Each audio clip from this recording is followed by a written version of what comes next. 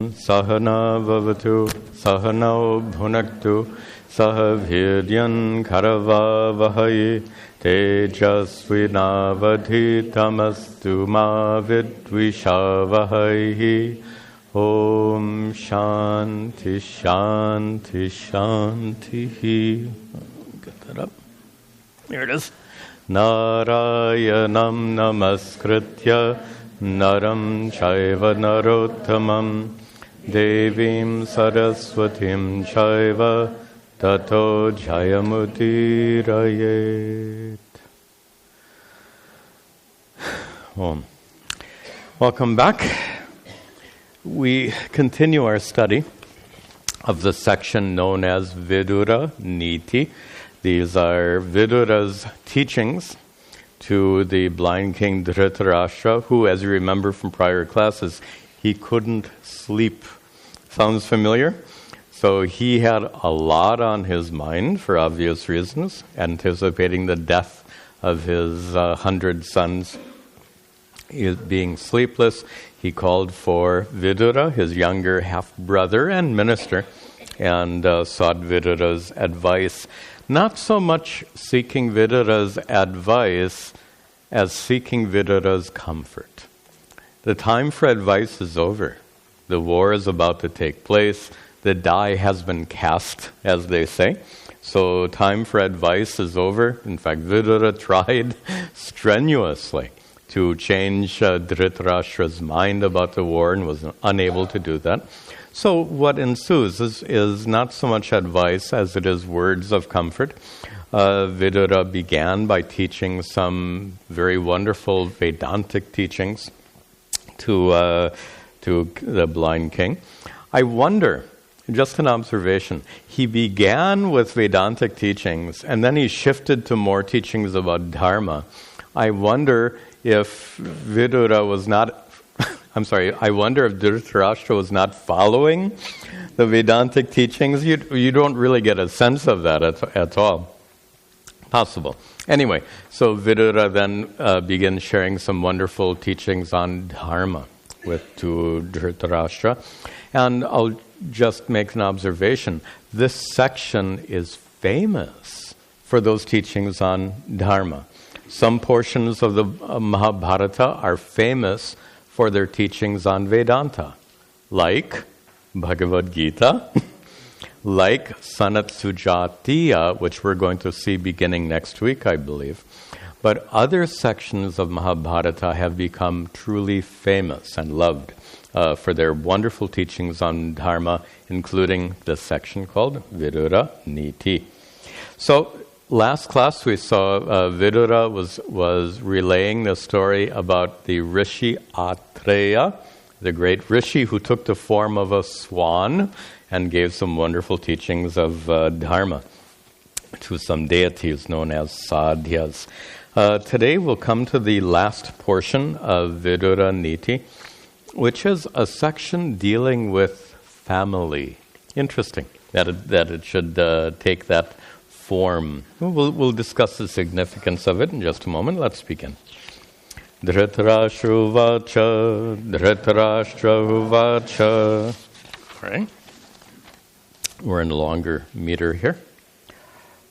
Mahakula nam sprahayanti deva, Mahakula nam sprahayanti dharmartha vruddha bahushrutascha, Dharmartha vruddha bahushruta, Pritchamit tvam vidura prashnametam, Pritchamit tvam vidura prashnam, Bhavanti vaikani mahakulani, Bhavanti vaikani mahakulani. He begins, King Dhritarashtra, he says, Mahakulanam sprahanti.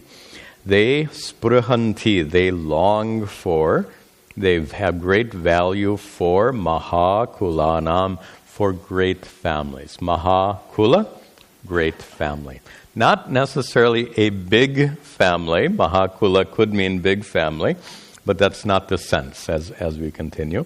So there are many who have great value, who seek, who aspire for Mahakula, great families. Who wants great families? Even Devaha, even the gods aspire to great families. Also Dharmartha Vriddhaha cha, those who are advanced in Dharma and Artha, meaning mature, wise people. In fact, Bahushrutaha means those who are wise. So the gods seek great families. Those who are wise seek great families. Those who are mature seek great families. So Vidura naturally asks, Prachami Tvam Vidura.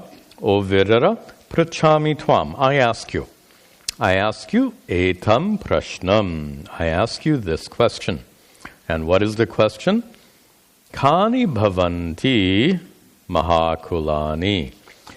Which are those families, Kani? Which are those families, Bhavanti, which are truly Mahakulani, which are truly great?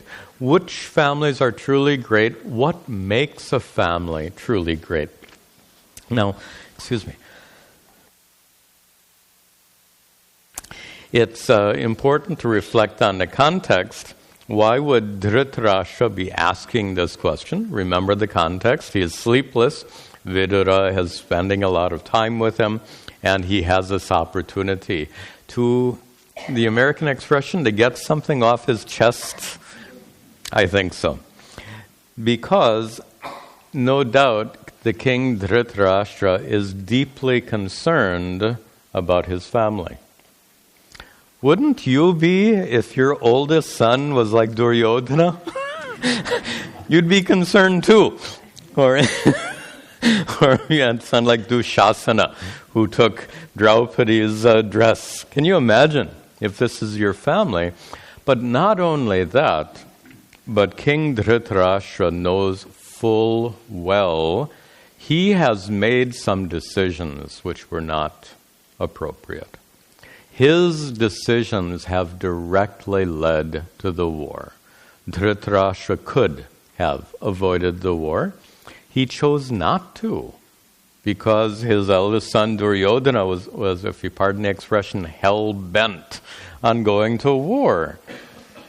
And Dhritarashtra, being weak and being particularly enamored of his son, attached to his eldest son Duryodhana, he relented, let Duryodhana have his way. Dhritarashtra knows he's made mistakes. He feels, I suppose, guilt and regret. So, and he's thinking about his family, and his family that has sons like Duryodhana and Dushasana, thinking about the mistakes he's made with regard to his family. He has great concerns. Based on his great concerns, perhaps wanting to get this off his chest, so he asks, Vidura, what is it that makes a family great? And to this, Vidura replies, Vidura vacha viru kulani samupetani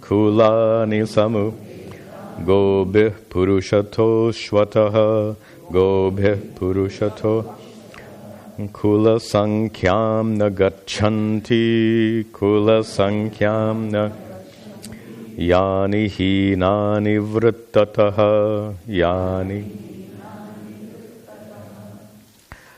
So Vidura replies, in response to the question, what makes a family great? He says, kulani, families, which are samupetani, which are endowed with what? Gobihi, endowed with cows.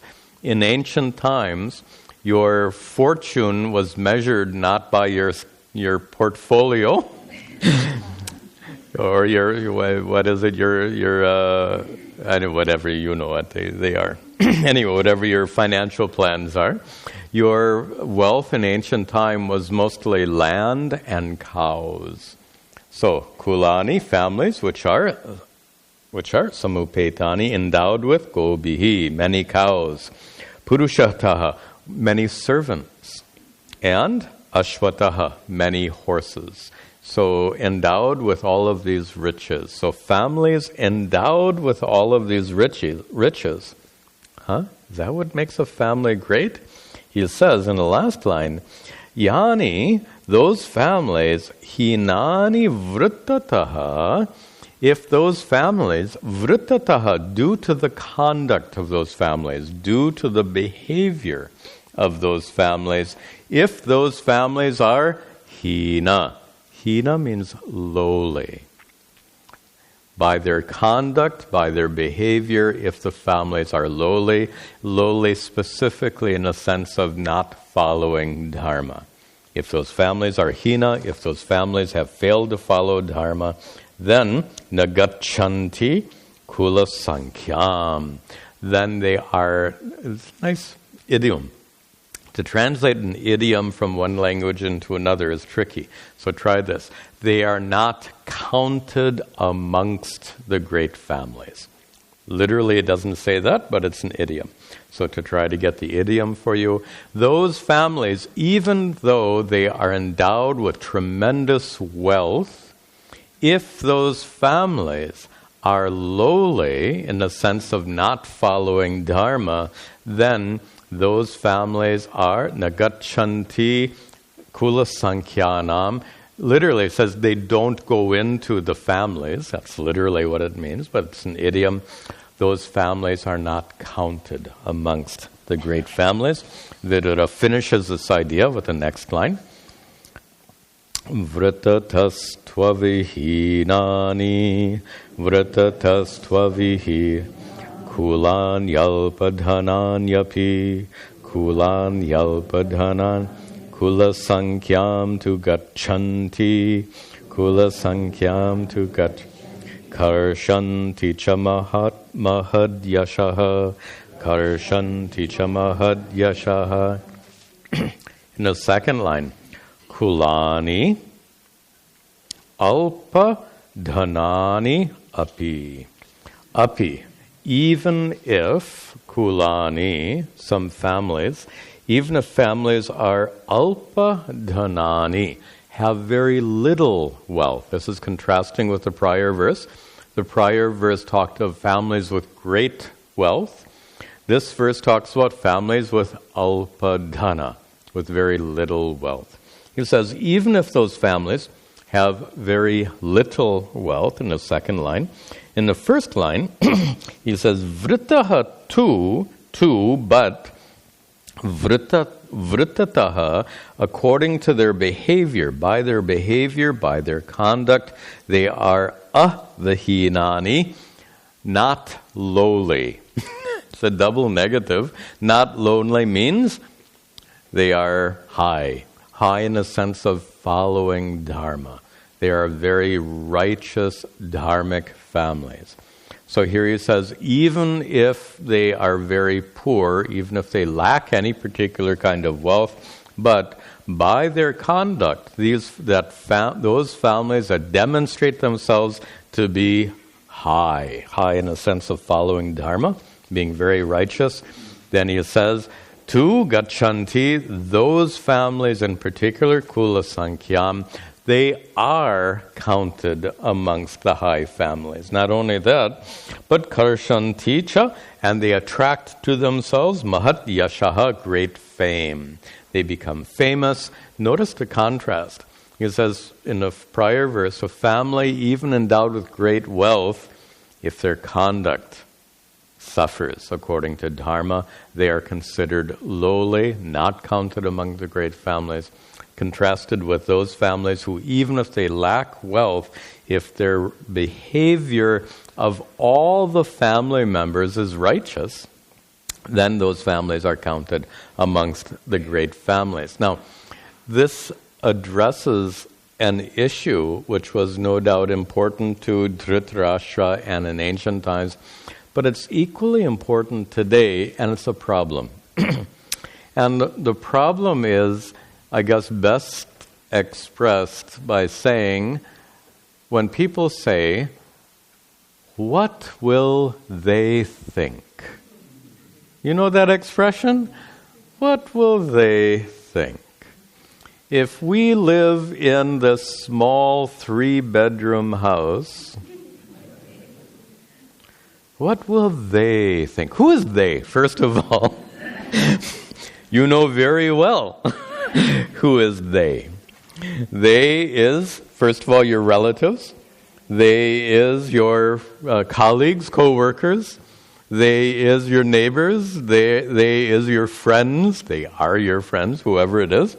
You know who they is. So if you have this modest little house, what will they think? Or your neighbors all have these brand new granite kitchens. Everyone has, it's required, I guess. I don't know how. So if your kitchen looks like ours, go look at our kitchen. If your kitchen looks like ours, then you'll ask, what will they think? If you have an old car, what will they think? Or the big one. And sorry to bring it a little bit close to home. If your children, your grown children, have not taken to the 3 required professions. What is that? Doctor, engineer, or lawyer. Okay, doctor, engineer, or whatever 3. I'm not sure lawyer should be included, but anyway. So if your children have not conformed to your expectation for being in the right profession, what is the, sorry for being a little pointed in words. Is it for your children's sake or for their sake that you want the children to have a little bit of both, right? A little bit of both. This is a problem. It's a problem for Dhritarashtra. It's a problem for everyone in ancient times and modern times. And that is, we feel ourselves to be evaluated according to our appearance and not according to who we truly are, based on our behavior, based on our values. And what a shame that is. If you think what's important is your appearance in terms of house and car and this and that and the other thing, if that is what you consider important, and if you feel that others evaluate on that basis, the values are reversed. And that's what Vidura is making so blatantly clear here, and that is what makes you a great person as an individual. We'll come back to family in just a moment. But as an individual, what makes you great is not how much money you've gained, not how many things you've acquired, not how many things you've accomplished. What makes you great is your behavior. Full stop. If your behavior is dharmic, you are Mahan, great. If your behavior is not so great, he used the word Alpa, very small. So greatness and smallness is not measured in terms of wealth or acquisitions or whatever. It's measured in terms of your conduct, in terms of your behavior. This applies to you as an individual, and then it applies to the family. So what makes a family great is not what they've acquired and gained, and certainly the house and kitchen and all this stuff. What makes a family great is their behavior. Now, of course, we have a little difficulty here, because King Dhritarashtra has asked this question of Vidura, seeking some comfort. He hasn't exactly gotten words of comfort. Vidura is so committed to truth. He's a very wise person, very committed to truth. Also, he's committed to trying his best to put his elder brother on the right path. So he's constantly trying to give his brother advice, give Dhritarashtra advice to put him on the right path. And here he continues to try. Because has Dhritarashtra succeeded in creating a great family according to these criteria, Dhritarashtra has acquired and created a great kingdom. So what? If the vritta, if the activities of his kingdom are lowly, which they have been, extremely low, fighting, backbiting, all of this problem between Kauravas and Pandavas, so by their conduct, vritta here means conduct, by their conduct, the Kauravas have demonstrated themselves to be lowly. So in spite of the greatness of the kingdom, they are not counted amongst the great families, according to Vidura. And Vidura goes into a little bit of a lament with the next verse. Listen. We're back to the long meter. Mana kule vaira krit kaschadastu. Mana kule vaira krit kaschadastu. Raja matyo ma paraswapahari. Maja matyo ma paraswapaha. Mitra drohi nai kritiko nritiva. Mitra drohi nai kritiko nritiva. Purva shiva pitra devatitibhyaha. Purva shiva pitra devatitibhyaha. So Vidura really speaks from his heart. So he says, Naha kule, in our family, ma astu kaschit, may there not be anyone, ma astu, may there not be kaschit, anyone who is vairakrit. Vaira is enmity, feeling of hate and anger towards someone. May there be no one in our family who is vairakrit. And he uses this kind of prayerful language. May there not be. Oh, I pray. Oh, great king, I pray that there should never be in our family anyone who is vairakrit, anyone who is bent on revenge, anyone who is harmful to others, anyone who holds hate and anger in their hearts. And what do both Vidura and King Dhritarashtra, what do they both know all too well? They know very well that in their family there most certainly are those who are vairakrit, who have hate and anger and resentment, most notably the king's eldest son and the prince who is going to inherit the kingdom, Duryodhana. This is absolutely clear to both the king and to Vidura, and Vidura says prayerfully, O king, I pray that there should never be anyone in our family, which means since they both know there already is someone in their family who is filled with anger and resentment and need for revenge, this is like a lament. Which means, instead of translating it as may there not be, it's like, oh, how sad it is that in our family there are those who have hate and enmity and a need for revenge in their heart. What a shame, what a tragedy that in our family there are such people. Not only that, and then his lament continues, Raja matyaha ma paraswa apahari. Raja amatya usually means ministers of the king. But here it has a more general sense. All those associated with the king. Could be ministers. Ministers is fine, but there seems to be a more general sense.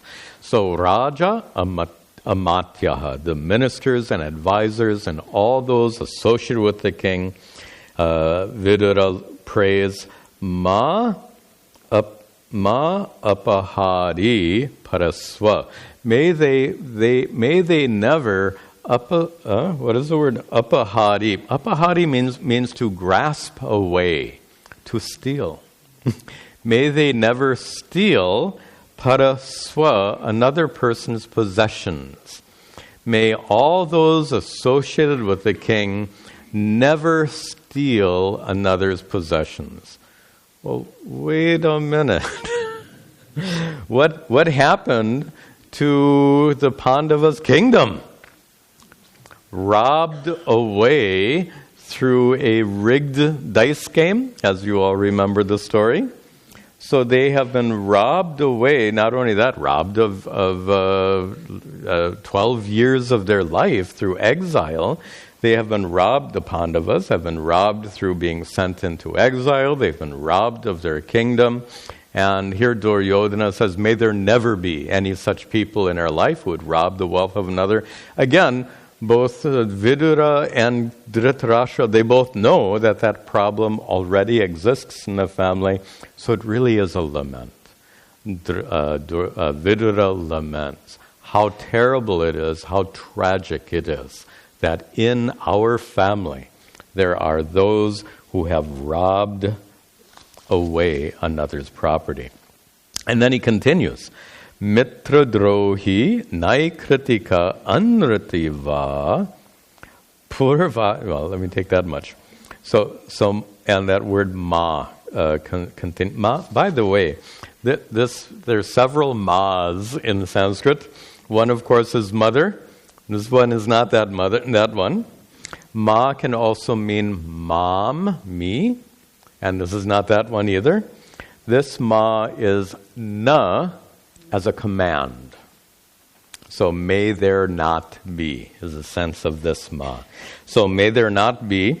So there should not be any vairakrit, anyone who has anger and resentment in their heart. There should not be anyone who has stolen another property, paraswa apahari. There should also, there should not be in our family any mitra drohi. Those who, drohi means one who plots against, one who is, not a traitor. What is the word I used here? Betray. That's a good word. To mitra droha is to betray a friend. Mitra droha. Mitra drohi is one who betrays a friend, like a cousin. Pandavas and Kauravas were cousins. So again, may there not be any who betray. They both know. The king and Vidura both know there are such betraying people in the family, so his lament continues. How sad it is that in our family there are those who betray their own family members and friends. Also, naikritikaha. This translation I don't think is correct. I won't translate it now as cheat. Translated naikritika, different meanings. Often someone who's cruel or mean is naikritika. May there not be anyone in our family who's mean. Too late.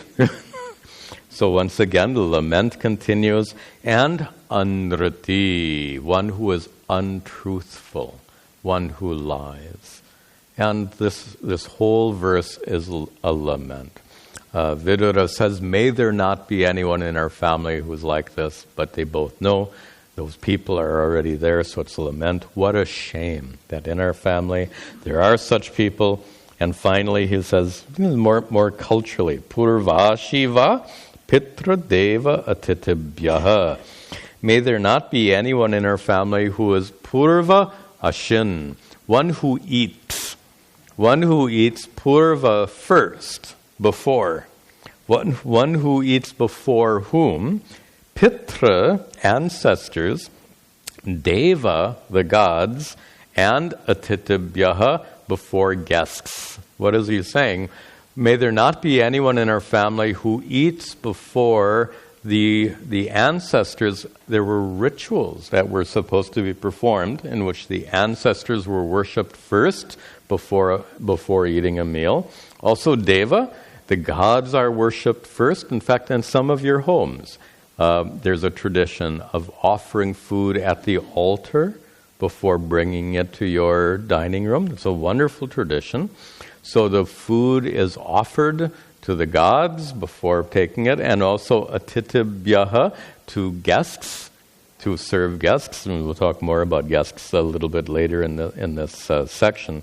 So someone who eats before the ancestors, gods, and guests, referring to someone who's kind of like arrogant and selfish and insensitive. Vidura says, I hope there's no one in our family like that, meaning, what a shame.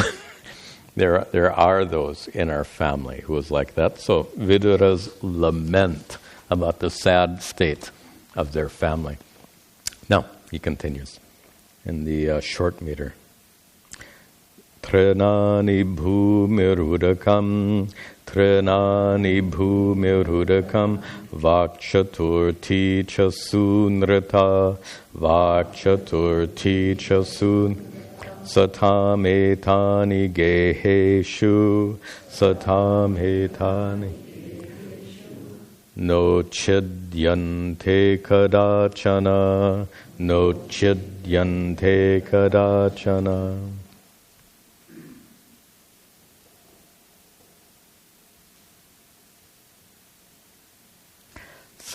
In the third line, Satam geheshu, in the homes of good people. Satam, good people. Geheshu, in the homes.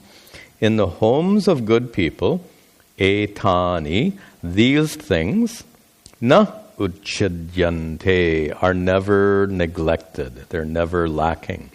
Kadachana, at any time. In the homes of good people, certain things are always present, are never, ever overlooked. What kinds of things are never overlooked? Trenani. Literally means grass, but in context means food. We're talking about serving guests, taking care of guests. So trenani, here meaning food. Food is never overlooked, nor bhumi. Bhumi means land. Land means a place to lay down, a place to sit. So to accommodate a guest with a room, with a comfortable bed, to accommodate that guest with food. Udakam, water, obviously. Food and water. Also, chaturti, and as the fourth, so the first three were food, a comfortable room, and water. And then chaturti, the fourth is vak sunrata. Vak, speech. What kind of speech? Very crucially, sunrata. Very kind, loving speech. So he says, in families of good people, these acts of hospitality are never neglected, to be ready to give guests food, to give them a comfortable room and bed, water, and kind words. These are never lacking. Now, this verse and the next, you're seeing Vidura's stress on hospitality. And we need to get inside his head a little bit to see why he's stressing hospitality.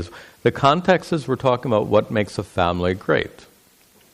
If a family takes care of their own, that is good, is not great.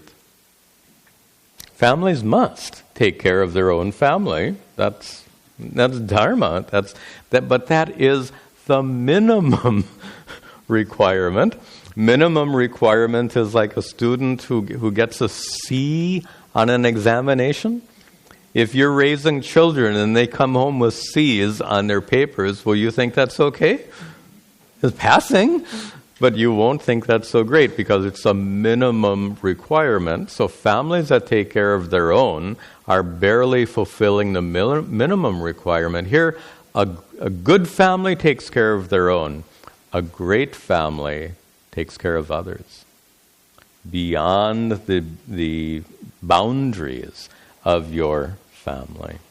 And here the general principle is this. When you find yourself blessed with resources, we understand, and definitely it's true. You worked hard. Whatever you've acquired in life, fine, you've worked hard for it. But from another perspective, everything that you employed to gain those resources, all of the means you employed to gain those resources were given to you. Starting with your education.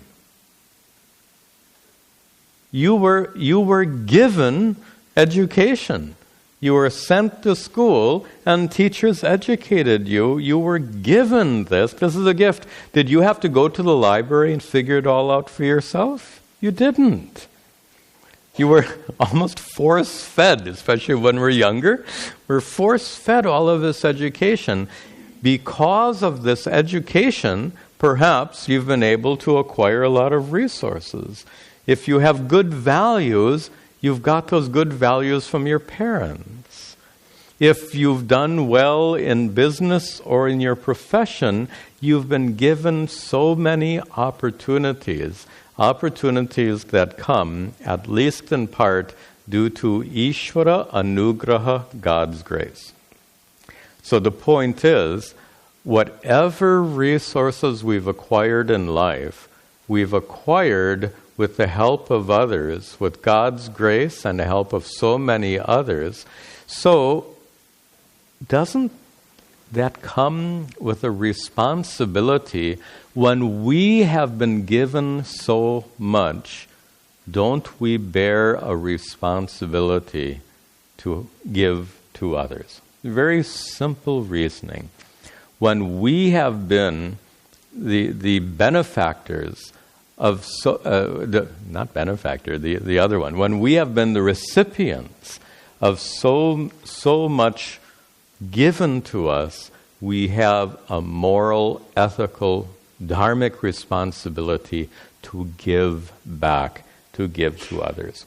This is the basis for the tremendous value of hospitality in Hindu culture, and it's, I think, a fair observation to say Hindu culture has a stronger value for hospitality than many other cultures.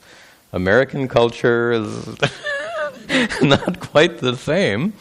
Hindu culture, in fact, I think it was in the last class or class before, I gave you the definition of atiti. Atiti devo bhava, so it says in the Yajurveda. You should treat guests like God. But the very word atiti, that means guest, has such a nice meaning. Titi is date. Atiti, someone who doesn't have a date, someone who doesn't have an appointment, someone who arrives unannounced. That's the literal meaning of atiti.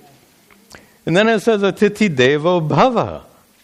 And, just a contrast, American culture, you're supposed to phone up in advance and let them know and all of this stuff. But in traditional Hindu culture, that doesn't seem to be done as much. People, you just show up and you are treated with such warmth and respect. This is atiti devo bhava. What it means is, without any expectations of the other person, the person just arrives, and they're, by the way, atiti is not a family member either. So it means someone outside of the family. So to wrap this up, and we'll see the next verse on, what makes a family great is not merely taking care of the family members. Taking care of family members makes a family good. What makes a family great, the topic of this part, is the family's commitment to help others, that act of hospitality. And then he concludes this topic in the next verse. Vidura says, Shraddhaya paraya rajan, Shraddhaya paraya upanitani Kritam upanitani sat pravrittani mahaprajna pravrittani Dharminam punya karmanam. Dharminam punya.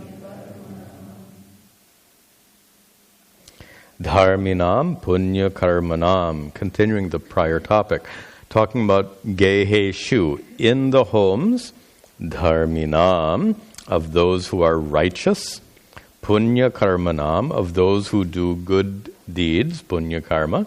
So in their homes, pravrittani, this takes place. Mahaprajna, O wise king, this takes place. Pravrittani, these activities take place in the homes of righteous people. What takes place? Upanitani satkritam. Satkriti, acts of hospitality. Upanitani are given forth. So whatever are the appropriate acts of hospitality, they are given freely, and given. And the real key here is Shraddhaya Paraya. Rajan, O king. Shraddhaya Paraya, with tremendous Shraddha. Shraddha here, you can't really translate it as faith or devotion. Tremendous, we can. We'll see it in just a moment. With tremendous commitment and purity of heart when guests show up. And here the distinction being made is sometimes guests show up and you take care of them because you have to. And of course, if that's your attitude, you're taking care of them because you have no choice, don't you think they're going to pick up on that attitude? Certainly they will. So here Vidura makes a distinction that when hospitality is given with paraya shraddhaya, with tremendous purity of intention, you just want to help. With that commitment, that purity of intention, you just want to help. That kind of, and without making the person feel guilty, like, when did you say you had to leave?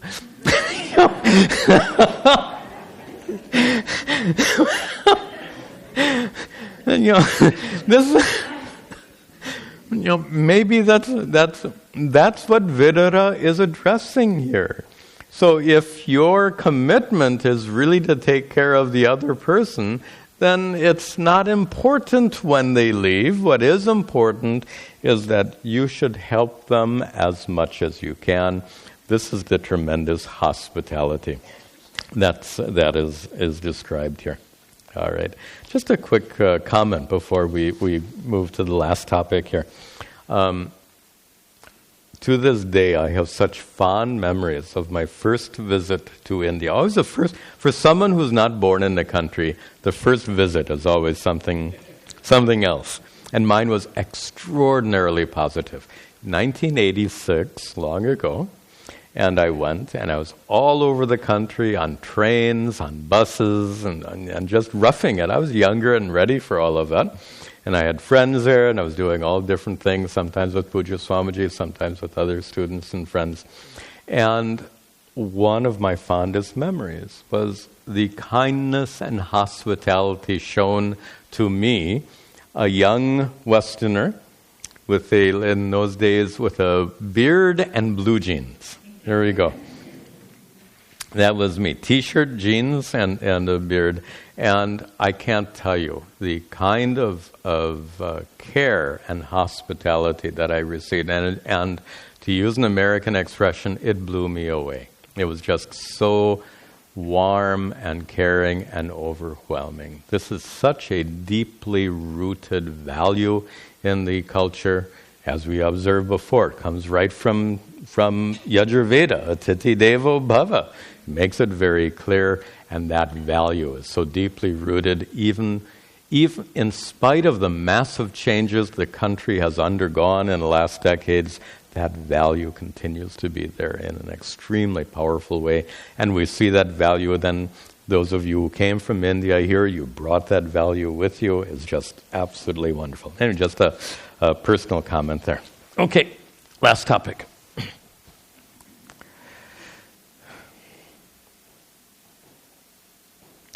Dhumayante vyapetani, dhumayante jwalanti sahitani cha, jwalanti sahitani. Dhritarashtol mukhaniva, dhritarashtol mukhani. Nyatayo bharatarshobha, nyatayo. This last topic that Vidura brings up is the need for cohesiveness of a family. And we'll see it first in the context of cohesiveness of a family, and then we're going to broaden it up at the end. We'll talk about cohesiveness not just of a family, particular family, but of a community, of a country, of a world. We'll see that in just a few minutes. So in describing this cohesiveness, look at the third line. Dhritarashtra, O king, ulmakan iva. He gives a metaphor. Very nice. In fact, we're going to see a couple of nice metaphors. Ulmukha means a firebrand, is how they translate it. A stick in a fire. A stick which is burning in a fire is an ulmukha. So suppose this ulmukha, the stick of a fire, suppose the sticks in a fire are, go up to the top line, suppose they are vyapetani, spread out. If the sticks of a fire are vyapetani, stick out, spread about, then what? Dhumayante, they just smoke a lot. When the sticks in a fire are spread loosely, dhumayante, they just smoke and smoke and smoke. And if you've ever been doing a ritual with a fire, and when the fire is not properly kept, and whatever is in the fire, the flames go out. When the flames go out, what emerges from that fire is thick smoke. And if you're doing this ritual, your eyes start tearing up and you're gasping. This is the problem when that fire isn't properly kept, when the sticks are scattered about, when the flames go out, dhumayante, the fire just smokes. On the other hand, in the second line, samhitani, when those sticks are gathered together, then jwalanti, it burns brightly. What a brilliant metaphor. When the sticks are spread out, they just smoke and smoke and smoke. When those sticks are gathered together, they burn brightly. What are we talking about is not sticks and fires. We're talking about a family. So he says, in the end of the first line, Eva, just like that, Bharatarshobha, O great king, just like that, our Nyatayaha, family members. When family members are scattered, they smoke. Not smoke cigarettes. They fume. And we're talking about conflicts in a family. When there are conflicts within a family, family members get angry at each other, they withdraw from each other, and they fume in a metaphorical sense. They're angry and they're stuck with their anger and irritation. What he said, what she said, what he did, what she did, and they go on stuck with this anger and frustration and irritation. Why? Because the family members have been scattered due to this conflict. On the other hand, when family members are close, when they are cohesive. And close and cohesive doesn't mean they don't have conflicts.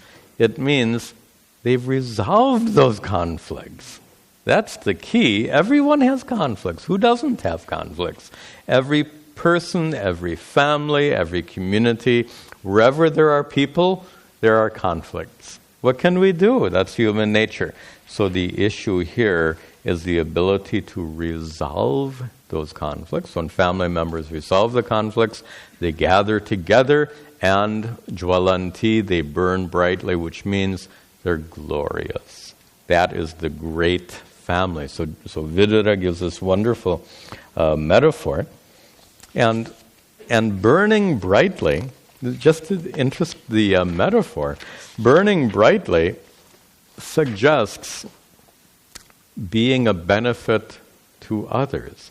Burning brightly means creating light that can show you the way, creating light that can remove fear and difficulties for others. So that family that is cohesive, that burns brightly with greatness, that's a family that is able to help others. It's kind of suggested here.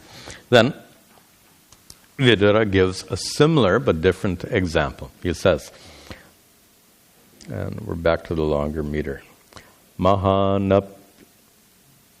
It's short meter still. Mahanapyeka jo vriksho, mahanapyeka jo balavan supratishthitaha, balavan prasahya heva vatena, prasahya heva vat shakaskandham vimarditum, shakaskandham vimarditum.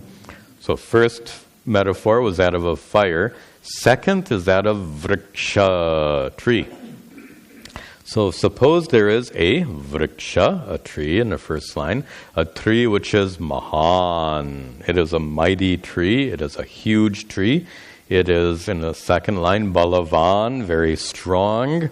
Supratishthitaha, well-rooted, deeply rooted. Suppose there is this mighty, strong tree, but api, if it happens to be ekajaha, standing all alone, that mighty tree standing all alone, what about that mighty tree? In the last line, vimarditum, it can be torn apart. Shaka, skandam, its branches can be torn, shaka. Its skanda, its trunk can be torn apart. That mighty tree can be torn apart by vatena, in the third line, by winds. Prasahyacha, the tree tries to endure this terrible wind, prasahya, but trying as it may to endure this strong wind, this tree is ripped apart, its branches and trunk are ripped apart. Why? In that first line, ekajaha, that tree that's standing alone. And you know where this is going. And that's where Vidura goes.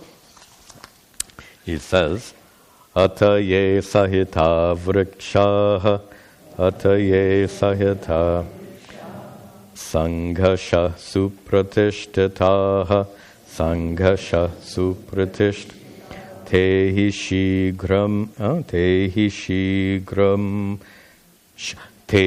shigratamhan vatan, tehi shigratamhan va sahate nyonya samshrayat, sahate nyonya samshrayat.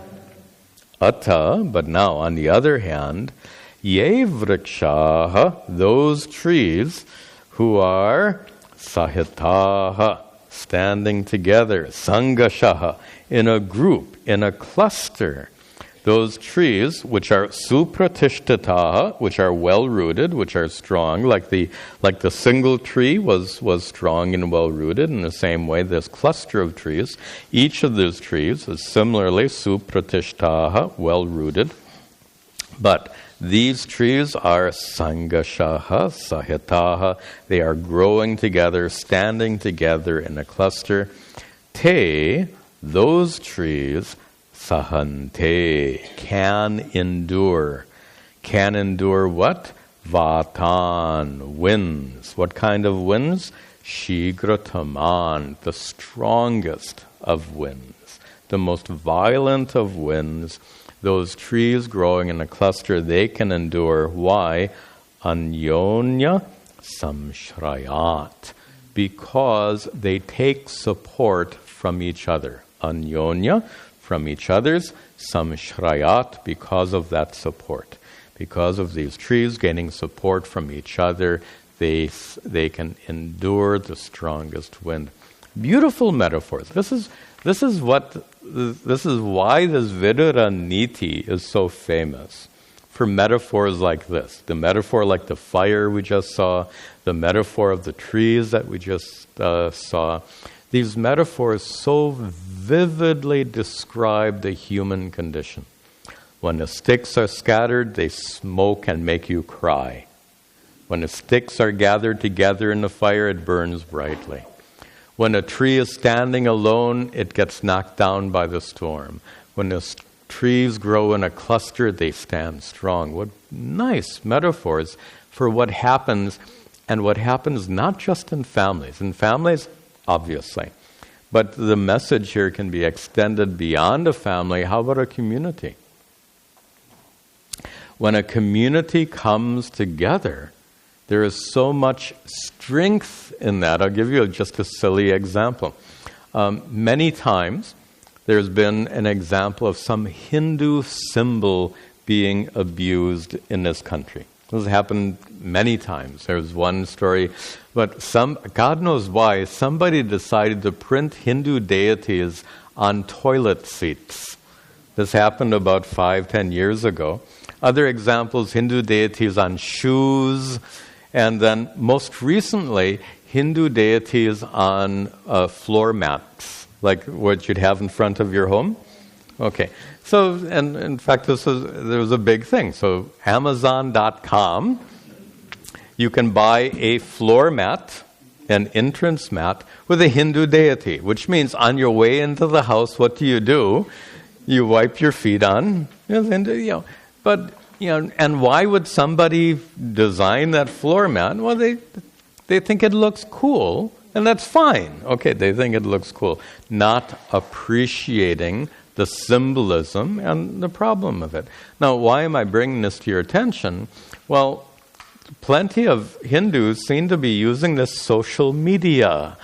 And suddenly, on social media, there's lots of Hindus talking about how terrible it is that Amazon.com is stocking this particular floor mat, and in one day, the floor mat got removed from Amazon.com.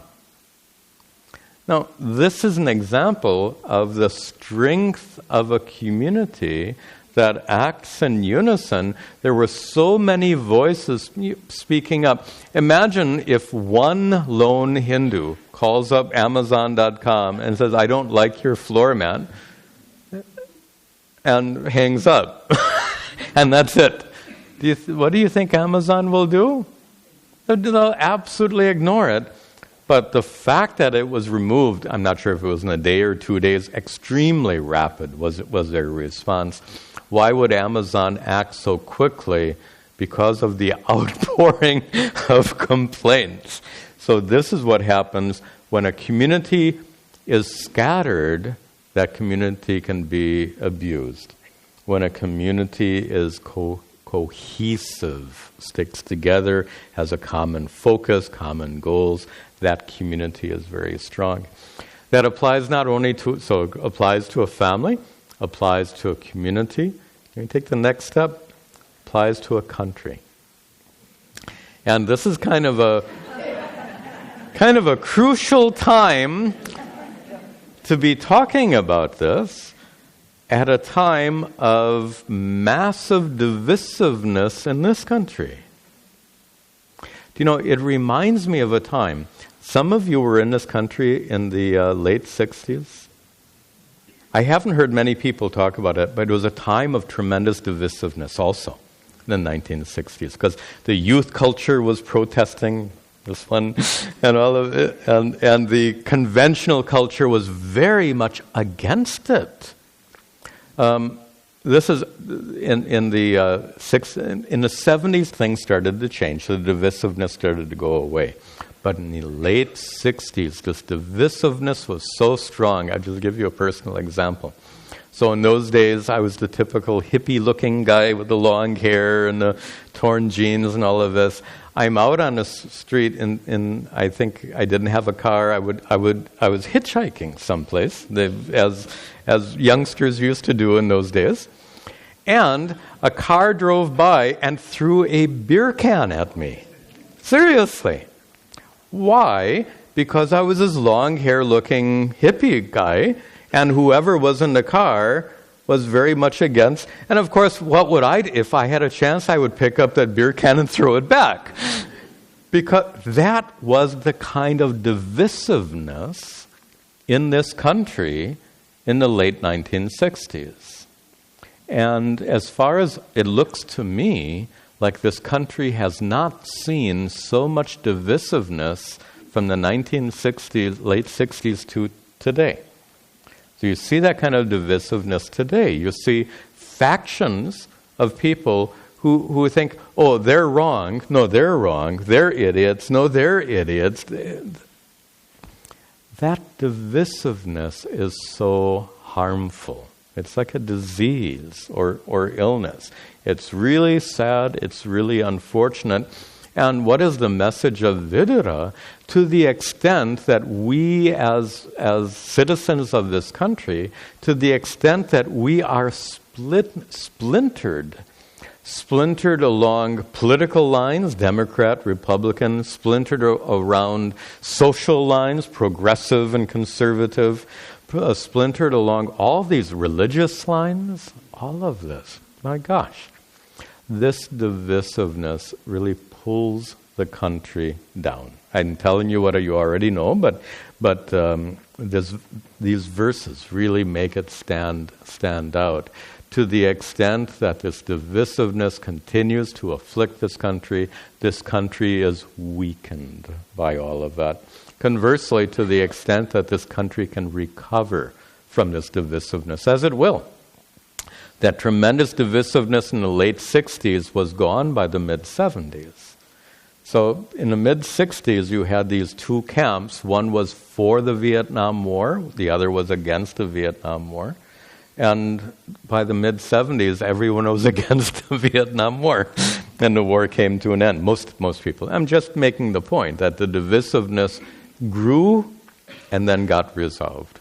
So whatever divisiveness has grown in our culture today, it will go, but it'll go sooner or later depending on how we respond. So we can respond in positive, healing ways to help this divisiveness go away more quickly. And the last comment here. This is this is way idealistic. The world is chopped up in lots of divisions. We're chopped up as countries, we're chopped up as cultures. If we look at divisiveness from the standpoint of this planet, there are tremendous divisions that exist between cultures, between countries.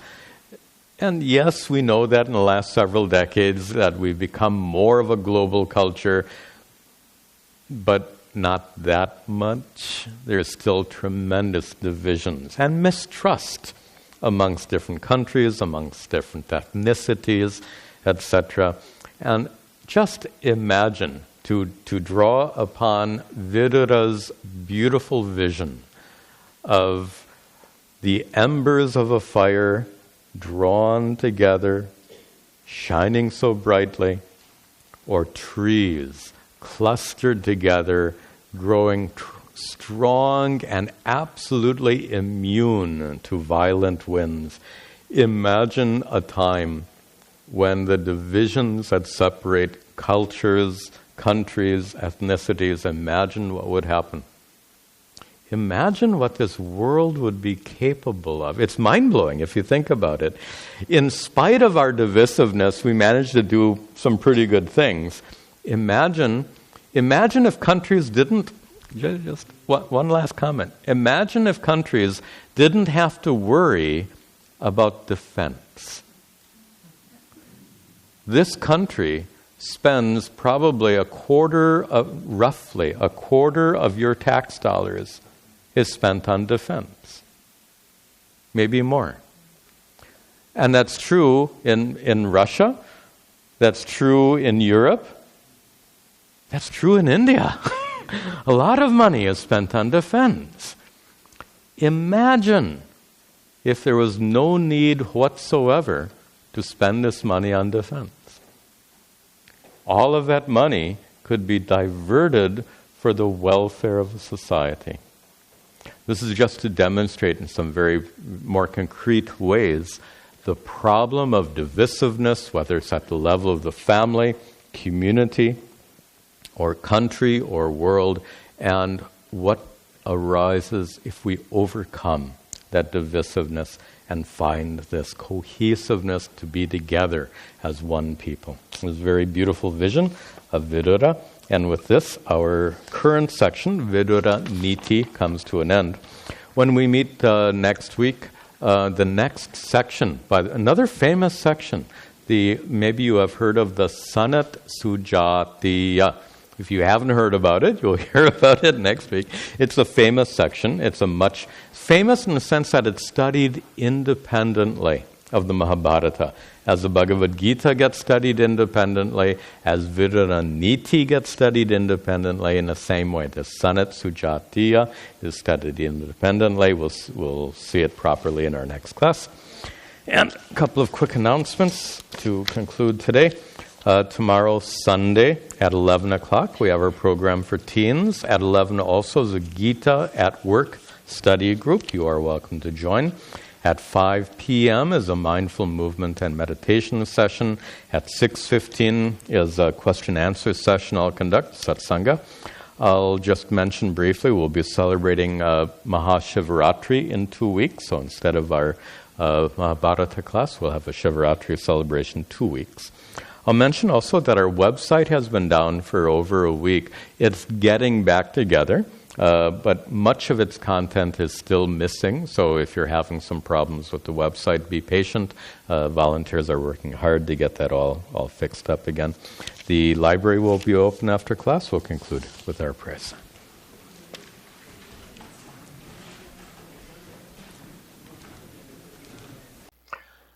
Om Sarve Bhavantu Sukhinah Sarve Santu Niramayaha Sarve Bhadrani Pashyantu Ma Kaschid Dukkha Bhag Bhavet Asato Ma Sadgamaya Tamaso Ma Jyotirgamaya Mrityorma Amritangamaya Om Shanti Shanti Shanti Om Tat Sat.